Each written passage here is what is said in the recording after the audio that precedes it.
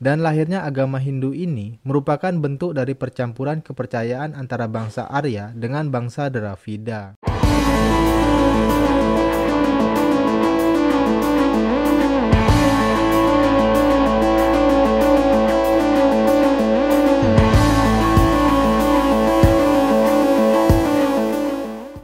Hai historian, kembali lagi di channel Delta Buana. Apa kabarnya nih? Semoga selalu sehat ya.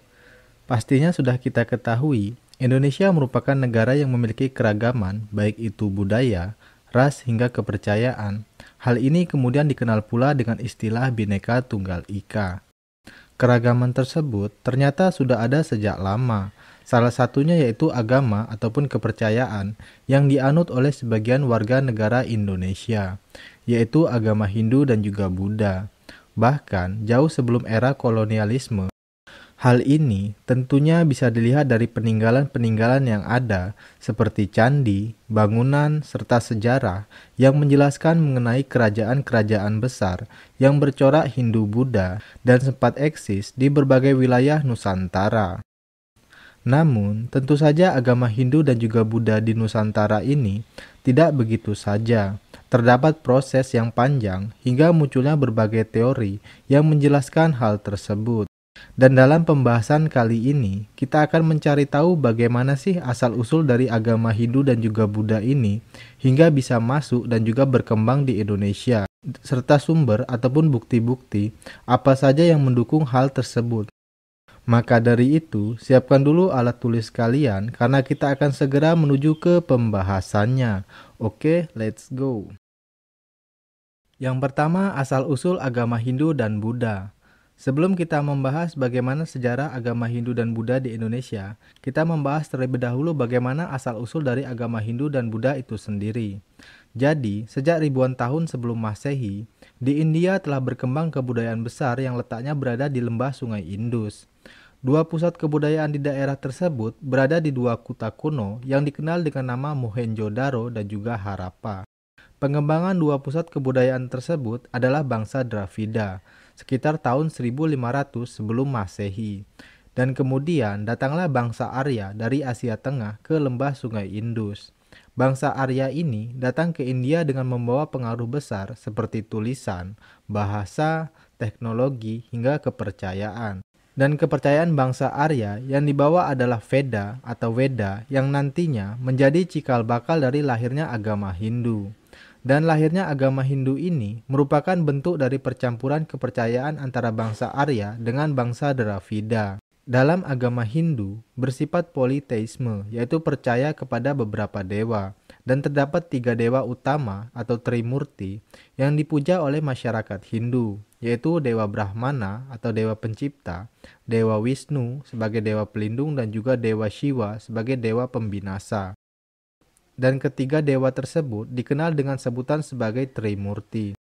Sedangkan kitab suci dari agama Hindu ini adalah Weda. Kemudian untuk agama Buddha muncul sekitar tahun 500 sebelum Masehi. Dan pada saat itu, di India telah berkembang kerajaan-kerajaan Hindu yang sangat besar, salah satunya yaitu dinasti Maurya. Dinasti ini mempunyai raja yang sangat terkenal yaitu Raja Asoka. Kemunculan dari agama Buddha ini tentu tidak terlepas dari tokoh yang bernama Siddhartha Gautama atau dikenal pula dengan nama Buddha Gautama.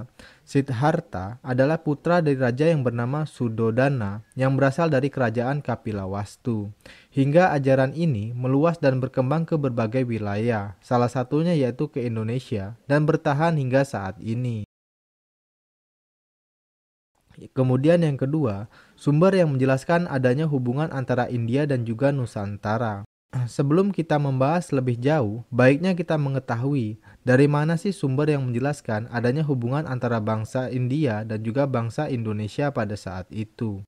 Yang pertama bisa kita lihat dari sumber dari India. Bukti adanya hubungan dagang dapat kita lihat dari kitab Jataka dan juga kitab Ramayana. Akan tetapi dalam kitab ini tidak dapat menyebutkan kapan India mengenal Indonesia. Kemudian sumber yang kedua ada dari Cina. Hubungan Indonesia dengan Cina diperkirakan telah berkembang pada abad ke-5. Bukti-bukti yang memperkuat hubungan itu diantaranya adalah perjalanan seorang pendeta Buddha yang bernama Fahien pada sekitar tahun 413 Masehi. Fahien melakukan perjalanan dari India ke Yepoti atau Tarumanegara dan kembali ke Cina melalui jalur laut. Kemudian selanjutnya ada juga dari Kaisar Cina yaitu Wenti yang mengirimkan utusan ke Senpou atau Pulau Jawa. Selanjutnya ada sumber dari Yunani. Hubungan dagang antara Indonesia dengan India dan juga Cina dapat diketahui dari tulisan yang ditulis oleh Claudius Ptolemeus, seorang ahli ilmu bumi dari Yunani. Dalam tulisannya yang berjudul Geographic yang ditulis pada abad kedua, Ptolemeus menyebutkan nama Labadio yang berarti Pulau Jelai. Mungkin kata itu ucapan Yunani untuk menyebutkan Yawadwipa yang artinya juga Pulau Jelai. Dalam kitab Ramayana bahwa Yawadwipa yang dimaksud ialah Pulau Jawa. Yang ketiga, masuk dan berkembangnya Hindu-Buddha di Indonesia.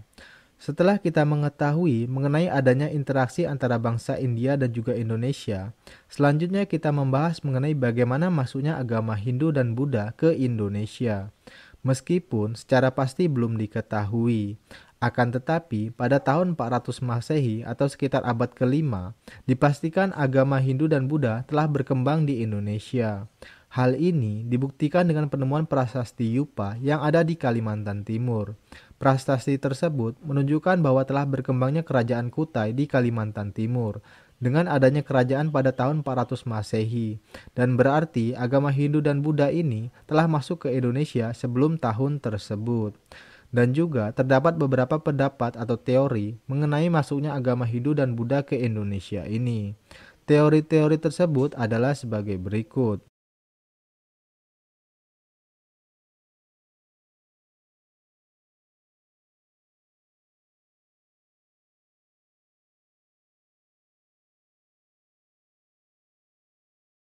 Nah, itulah tadi penjelasan mengenai sejarah Hindu-Buddha di Indonesia. Di akhir video akan ada soal yang bisa kalian kerjakan sebagai bentuk latihan. Dan jika ada pertanyaan, bisa kalian sampaikan di kolom komentar ya. Sampai jumpa di pembahasan selanjutnya. Salam jas merah.